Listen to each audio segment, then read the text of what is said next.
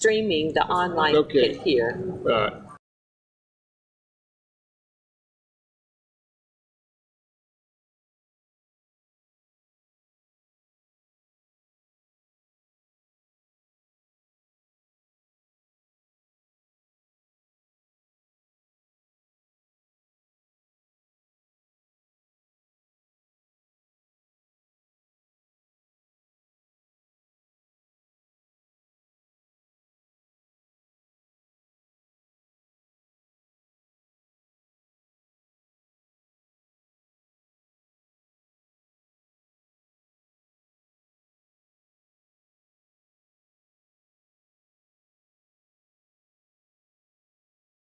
Meeting Wickenburg Unified School District to order at 6:01.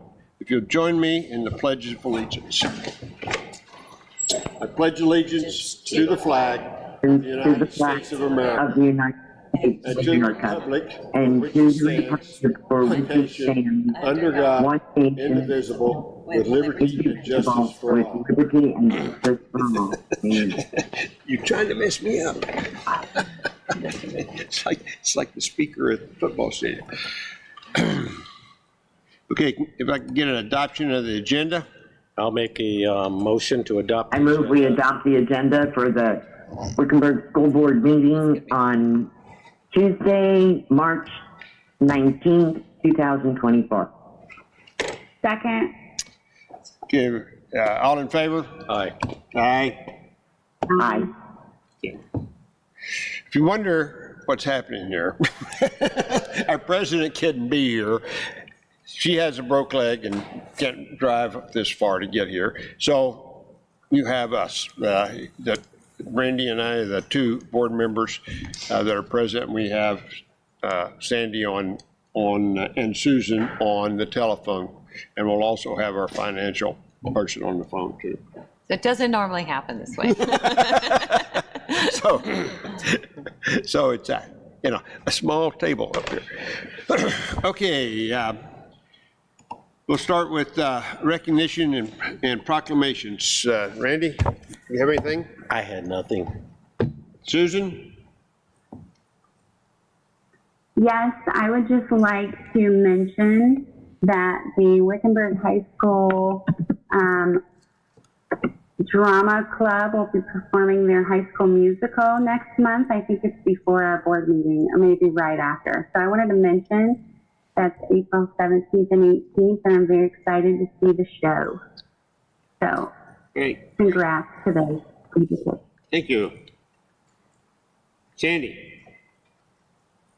Yes, I would like to congratulate the Wickenburg High School softball team on winning their tournament, and it's been the first time they've won the tournament since 2006. Great. Thank you. Okay. That's all I had too. Okay. Well, Medini. thank you, Mr. Chairperson. I want to, in addition to the softball team and recognition, and we do have another board meeting before the spring musical, but that spring musical will also coincide with our partner district dinner, so we'll have that as well. But I want to offer congratulations to Wickenburg High School students who are accepted to WestMech. This is a big deal for the 24-25 school year. So Taylor Gross, Aspen Klink, Emily Gross, Yahida Alvarez, Tanner Blankenship, Dylan Butler, Israel Helendez, Madeline Pineda, and Peyton Cotting all got tickets to WestMech. So that congratulations to them. I also want to congratulate Vulture Peaks Middle School 12 new National Junior Honor Society inductees. That brings the total number of Vulture Peak NJHS members to 17, which is 12% of the entire school population. So that's a pretty good deal. And also Vulture Peak participated in a Diamondbacks attendance competition for the month of February, and 39 of their students had perfect attendance the entire month of February and received Diamondback tickets. So congratulations to them and all the other accolades. So. Okay, thank you. I will start with principal report.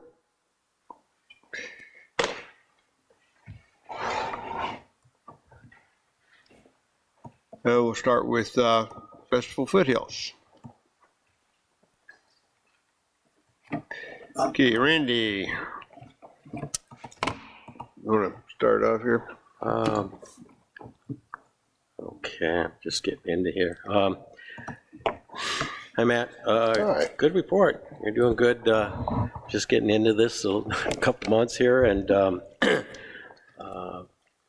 I like always on these principals reports. I love seeing all the activities that you bring up to show everyone what's going on in the schools. Your celebrations, classroom activities, just everything. It just, and the pictures, it's just really good to know what looks like. You got a happy crew down here at Festival Foothills. So that's about all I got. It's a good report. Thank you. Thank you. Okay. Sandy? Go somewhere else. Say what? Go to someone. I have not. Okay, Susan? I don't really have any questions, but I really thought the report was great. I like the inclusion of all the information on the testing data. It looks like there's a lot of growth in some areas and places where obviously we can still work on that.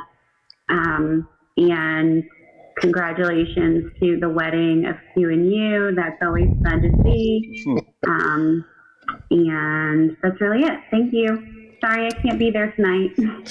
Yeah, we feel like Q and U are going to make it. We're pulling for them. Okay. Did you have something, Sandy, now? Well, just what everybody else said. Plus, I thought it was great at festival, and I think I got this out of the report, or maybe I read, but the money that the PTA raised, I thought was fantastic. Yeah, no, the PTA, they've been really good to work with and to get to know this year. And yeah, that's going to definitely be helpful. Very lucky to have them. So I'm hoping that we can, not only do we continue our growth, but we grow in our proficiency. My goal. My goal too. You and I are going to get along, Sandy. We can do it. Okay, is that it, Sandy? That's it. Okay. I had a question, and actually, when I read the Asiampa report, it brought it to mind. Because Chris has talked about IXL and Amera. Do you use that here at all? So Amera, they're piloting this year. Okay. So it's being used. IXL also is actually being more consistently used.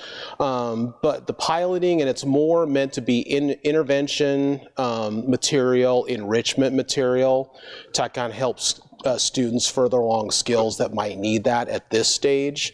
So use, yes, enough to where we would include it as data points. Okay. At this stage, not yet. Okay.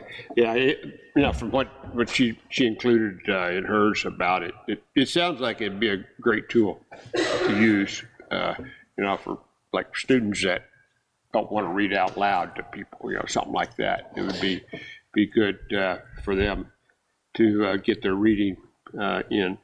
Okay, and the IXL, I don't know, I just find that seems to be a good tool, and the report on it that you can see makes more sense to me than the Galileo data does. So Okay. that's the reason. Well, and what I will add is knowing that these are the ways that they're used. I mean, there were things when I came where it's like, we're going to let things just continue to play out. But I do see those as review pieces as we go into the last couple months of the school year. Okay, well, what did we think? What are we finding with it? Is there more? Can we use it for other purposes beyond just intervention and enrichment type things? So those are discussions definitely that we will have. All right. At the end of your report, you had the little diagram, the graphic about state testing. And I was just wondering, and my question is how is that getting out to the parents and those people that you really want to know about that is happening? In my March newsletter my principal's newsletter that I send out to the community, this chart got included in there well. And there was a section where I dedicated some time to just the focus that we're putting as testings around the corner, some of the things that we're doing, the emphasis that we're putting on it, some work that we're doing on just the overall testing culture in the school with the students. And those are just based on some things that I felt like I was learning that I thought we could really start implementing some improvement on this school year. I didn't think that was something that needed to wait. So I guess in a long-winded way, I communicated those type of things to the parents in the March principal's newsletter. Is that pushed out to them, or? Yeah, we have a tool called Blackboard. Okay. And I get on and I do that one myself, where I just send it that way. It hits everybody. Okay. Yeah, because does the school board, would you like me to include you guys on those too? Because okay, got it. She sent it to us. Okay, great. We did have that, but I was just curious if there was, other information, when you blast it out to the parents and not just put it on your website and hope they get a look for it. Because relying on pulled information to get to the parents or to anybody, in my opinion, is not real reliable. I like the fact, though, that you're doing the how to take a test, and how to relieve some of the stress of test taking for the students. That gives them, maybe a lot of help. Because I know I had a daughter that got really stressed out at test time, and she, they'll fill in the blank, multiple choice. She just made diagrams out of her answers because, she was not going to. No. Because she's stressed out so bad. And I know students get that way. So this training should help some. Well, and that's what I'm hoping, because I think one of the things that I want the kids to understand as I learn more about the state testing and what goes into a school report card and things like that is growth has a place for it always has a place, but with us trying to go from a B to an A, I mean, it's a big spot we can hit, and nobody's expecting you to get an A, but we are expecting you to get certain skills, and we want to see that you're getting there. And just because you're stuck, for example, we did a whole lesson on I'm trying, but I am stuck. And okay, well, what do you know to help you figure out what you don't know? And at least you can make a reasonable guess, if not get the right answer, as some of the kids kind of discovered. And the reality is if a minimally proficient goes to a partially proficient, well, that's a win for the students and then a win for a lot of other things. And it's like, but you're going forward. It's great, you're at a spot. Well, now let's get you to the next spot. Okay, great.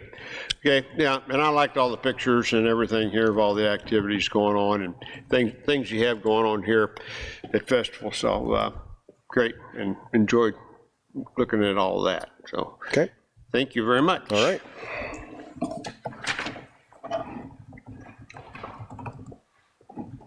Next up is Carissa with her principal report from Oceampa.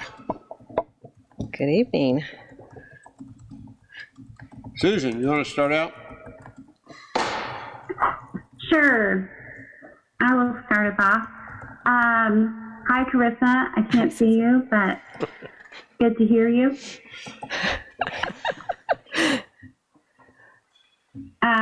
The one thing I wanted to bring up that I thought was not funny was the third grade troublemakers. It looks like the third grade has the biggest offenses for the year. Somebody's always got to stand out. Yeah. I will also mention just all the great things I saw. Obviously, it's a great presentation, and I love all the data you shared, especially about the infractions, because I think that gives us a good idea of how everything's going at the school. But the 5th grade egg drop, I thought that was really fun. I remember doing that when I was in the 7th grade. And the fact that they got to do it with the high schoolers from JAG and meet their pen pals, that's really a cool thing. Yes. Also the Gold Rush Parade. We talked about that a little bit last month in our meeting, but I love seeing you guys in the parade every year, and it's always a great addition. I'm really excited to see the April presentation about mental health. That was really awesome. And Art and Science Night always looks like a lot of fun. And I'm sad I missed it. I was going to come, but we had all the things going on in my household. So, and then just the IXL data, I wanted to mention that too, because IXL is such a really good tool, and I like the way that you share the information with us just to help us understand it a little bit better. So thank you. Oh, good. You're welcome. Thank you. Sandy? Well, I think Susan just about covered most everything that was in the report. Yeah? I guess my one question is, I was we talked about repeat offenders and, a lot of the numbers, are the same kid over and over and over and over. And my question is when there's a repeat offender who, maybe is getting into trouble daily or whatever, are we intervening with counseling or something to find out why? Definitely. That's a really good question, Sandy. So when on a pretty regular basis, whether it's quarterly or monthly, we're looking at different data points and looking at which students are becoming our frequent flyers, and lots of conversation about what is the cause of the behavior, and maybe looking at whether a functional behavior assessment is needed, and having those conversations, parents involved, the counselors involved, might be part of our student study team. It just depends on the kid, the situation, and the severity. If it's a student who's disrupting because they like to talk a lot, then obviously our interventions are pretty simplistic. But a lot of our students are really just needing an adult to care for them, and we're identifying different. Is there any way you can speak up, Carissa? Oh. I'm having a hard time hearing you. Sorry, am I on? Is that pic- It's the phone. So- Sorry. that one's not, Jeremy, to clarify that it doesn't go here. Okay, so all right, start again, Carissa, really loud. Sandy, which part do I need to repeat? We have some Well, students towards the end, you just kind of like drifted away, and Probably where my the very mind is last couple of sentences. I gotcha. So, if we have a student who's a repeat offender because they're talking out in class and you've got just that little chatty Cathy in the classroom, that intervention is obviously going to look differently than the student who's pounding a fist on their desk and being more disruptive. So we're looking for people in the building who can, we do a thing called a check-in, check-out, and we work with those students on a twice daily basis where you're checking in with them in the morning and setting goals on these are your goal expectations and what are your goals for the day, and then at the end of the day, how did you do? And because part of it is getting students to recognize what they're doing that's a problem, and recognize the behavior as it's starting to escalate so that they can calm down, but also taking that ownership of what they did, because the little guys are really good at saying, well, it wasn't me, it was the person next to me, and I was only talking because Ron was talking to me first, and what was I supposed to do? So it just, I think at our level, it's a lot of teaching them the expectation and then how to deal with your friendships and getting along better. Does that answer your question? Somewhat. I would have preferred to be there so I could have heard better, but I'm yeah, sorry. I got what you said. Okay. Okay. Do you have anything else, Sandy?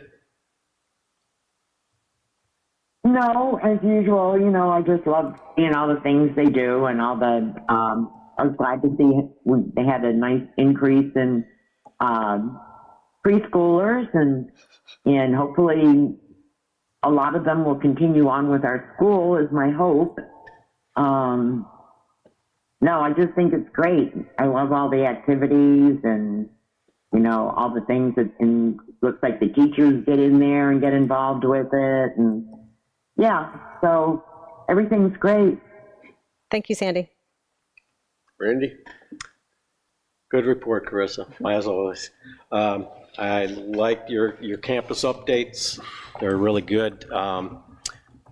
I didn't make the Gold Rush Parade, but the pictures, the turnout looks phenomenal. That's Really great. good. Yeah. And that was students and staff too, wasn't Yes. it? Cool. Yes. I did like the parade theme. And our heroes have always been teachers. Yeah. That's so cool. Yeah. Really good. Thank you. And of course, the updates that you give for each grade level, I like that. You can see what's going on there. And then your extracurricular activities and community involvement. It's wonderful that we can get the kids started so early with that community involvement and everything. So They're doing a lot of good things. yeah, very good. All right, thank Thank you. you. Thanks. Okay, I don't have a whole lot. I do like the scatter diagrams better than the other things that we had for Galileo. But the IXL is the one, as I mentioned earlier, that I just like. I like that data that comes out of that you can see how they're, how they're going and passing, taking these extra sessions on their own and passing question tests and stuff, and how many questions they're answering in each category. I just thought it was interesting in that IXL data, for example, for the total questions answered, the disparity between the fourth grade and the others. You see what I'm talking about? Yes, I see it. Yes. I mean, the third and the fifth grade, 31,000 something, 51,000 something, and they're at 8,000. So it just was interesting that the difference there between that, if there was some. I think it's comfort level with the teacher and the instruction and how they're using their time. And some have gone full on board with using the IXL to support their classroom instruction, and others have different methods. Okay. That's all that comes to mind when I think about my fourth grade teachers and what's actually going on in their classroom. It's just it's good instruction. It just looks different. Okay. Yeah. Yeah. I just saw that number and I went. That's a good observation. kinda- I did not notice it. It was kind of odd, but anyway, I didn't know if there was something. Makes sense in kindergarten. Because that includes not only in class, but stuff that they do at home as well in those numbers, right? And so I didn't know if maybe that there was some demographic deal there that caused that. But anyway, I like that IXL. And as I mentioned earlier, where you put in here in your reading section about Read Across America and stuff, and you talked about the Amera, and that just really sounds like a great tool to me to have. Oh, for Amira? Yes. So that's, I think that was something, and Ms. Hodgkiss could probably help me remember, but it was one of those supplemental resources provided by the state initially. And when we said, oh, so sorry, I hope you enjoyed it, the state's not paying for it anymore, my teacher said, what? We want it. And I said, well, if you want it, then we need to be using it. And so, there's always the early adopters and the ones that are like, yeah, this is what we're using. And my first grade has been just tearing it up with using appropriate resources. And if you looked at their, even their Galileo data, like they're doing amazing things in first grade. Yeah. So it's exciting. They're good. Okay. All right. Yeah. And I also like all of the pictures and reports on each grade level and all the stuff that's going on there. So good report. All right, thank you. JAG. I was going to mention, I did like that where they partner with the JAG Yes. in there and doing things with those high school kids. It's a good partnership. That was good to see. So Yeah. all right. Awesome. All right. Thank you. Thank you. All right. Thanks. Thanks, Chris. You're welcome. Okay, let me see, what do we have next? Do we get any public comment? Nope. Okay, we didn't get information. All right, it's going down then.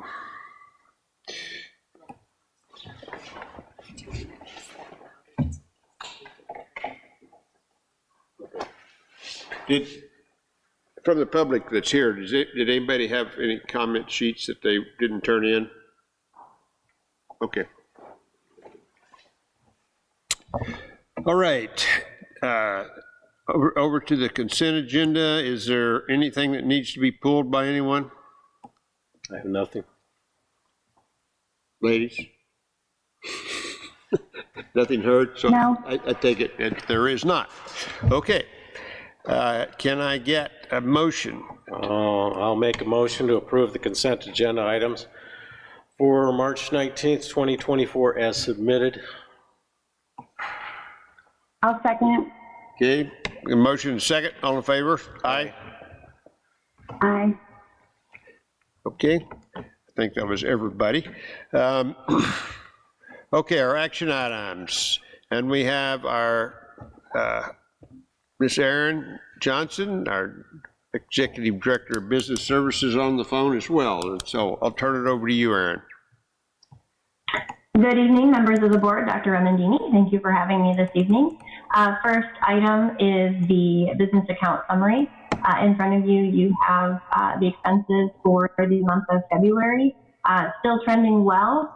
No big surprises this month or any expenditures out of the ordinary in either M&O or capital that we weren't planning for. So we are trending well and where I would expect us to be. Our budget balances are positive. We are in compliance and there are no surprises to the best of my knowledge. The other item within that action item is the payroll and expense vouchers. And there are two items within that document that are over the 10,000 mark. One is in voucher 2467, an expense in fund 610, so capital outlay, and that was just over 14,000, and that was for EduPoint Educational Systems that hosts our Synergy, ParentView, Gradebook, does our master schedule.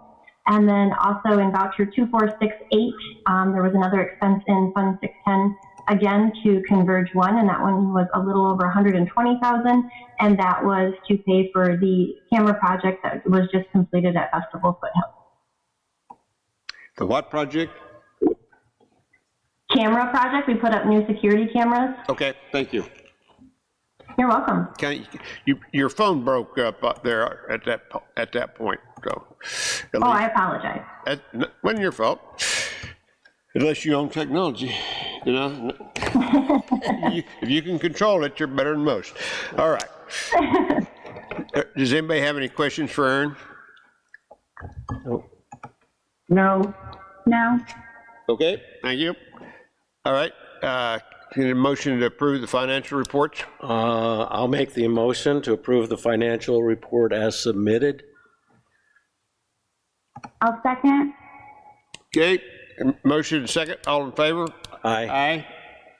Aye. Aye. Okay, it's approved. Thank you. Okay, our food service, next is action item is selection of food service management company. Yes, and I can speak to that as well. You do have all of the information and data in front of you with regards to how the proposals were scored, as well as the process overview. This is quite a lengthy process. It actually began in November-December timeframe, but we did put out the solicitation for bid on January 4th. We did have a pre-conference meeting. It was not mandatory. However, we did have 3 vendors come and tour our facilities and get some questions answered. And then we did receive 1 no bid and 2 proposals that were received in a timely manner, which our deadline was February 6th. And then we had a team of 5 evaluators that evaluated the bids that were submitted to us. We also had presentations done by both of those entities. And then we did come to our conclusion. You can see our scores there with the winner of Southwest Foods. And so we did submit that to ADE for approval on March 5th, and ADE did approve all of the documents that we submitted to them. So we are proposing that we go ahead and move forward with Southwest Foods to be our food service management company for the next 5 years as presented. Okay, thank you. All right, any questions, anybody? Okay, can I get a motion to approve? All right, I'll make a motion to approve the selection of Southwest Food Service Excellence LLC as the food service management company for the Wickenburg Unified School District for the following 5 years as presented. I'll second. Okay, motion second, all in favor? Aye. Aye. Aye. Thank you. Oh, it's approved. All right, Thank you. next item is first reading for policies. Is there any discussion or questions on any of those? Mr. Alexander, if I may. I have a question. Oh, I'm sorry. Go ahead. I'm sorry. Oh, I was just going to ask for policy advisory 775. It looks like that's just removed now. Is that correct? That is correct. That one is deleted based on, yes. It's combined. That information is included in a different policy now. That's what I thought. Okay, thanks. Okay, anything else? Any other questions? I will just point out, Mr. Alexander, if I may, that there is a typo in policy BEDB, that policy advisory 763, it is not substantive. It's just a typo that we can fix before the second reading and approval. It's not. There's just two words that are strung together instead of separated. Oh, okay. It's just All right. a typo Just need, okay, something to fix before next time. before Okay. the second reading. All right, anybody else? Nope, okay. This one doesn't require a motion or a vote. It will be on the, it should be on the consent agenda next time for the vote. All right, let me get down here. Okay, any items for the future agendas? Anybody wants to bring up? Nothing heard? Okay, if you go to your next item B, there is the calendar and announcements that have all the goods on everything for us. And the district events calendar, I like seeing that it gets shorter every month. As we march down to the end of the school year, which is coming very rapidly here. Okay. Nothing else. We are at item 7, adjournment. I move to adjourn. Second. All in favor? Aye. Aye. Aye. We're now adjourned. Thank you.